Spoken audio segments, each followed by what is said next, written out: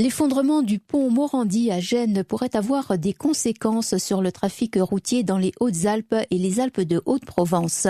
Le député Joël Giraud s'en est inquiété et a demandé au ministère des Transports de mettre en place des contrôles pour que soit respectée la réglementation qui limite la circulation des poids lourds dans les cols.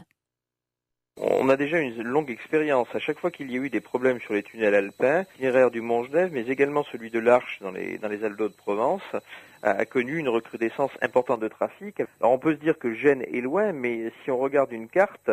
la réalité c'est que lorsque vous venez de Marseille, de Montpellier et de toute la péninsule ibérique et que vous devez rejoindre l'Italie du Nord, l'itinéraire via Vintimille étant maintenant fermé à mon avis pour de très longs mois, l'itinéraire le plus facile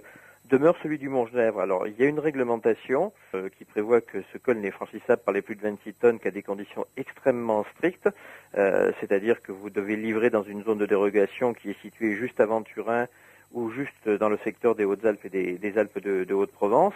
Mais je crains fort que le naturel reprenne ses droits. C'est la raison pour laquelle j'ai demandé que des effectifs à la fois de police mais également du ministère des Transports en termes d'inspecteurs transport puissent être affectés à cette tâche qui est d'expliquer que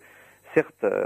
il faut trouver des itinéraires alternatifs, mais que ces itinéraires alternatifs ne peuvent pas se faire au détriment des populations locales. Et le ministère des Transports a été très réactif puisque dès ce matin, j'ai eu un premier appel m'indiquant qu'il faisait le point pour que justement des contrôles puissent être effectués et qu'il n'y ait pas un phénomène de report massif sur des routes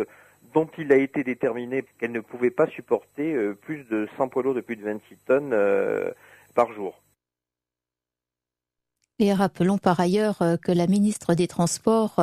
est attendue dans les Hautes-Alpes le 22 septembre. Elisabeth Borne assistera au congrès des maires ruraux à Saint-Léger-les-Mélèzes.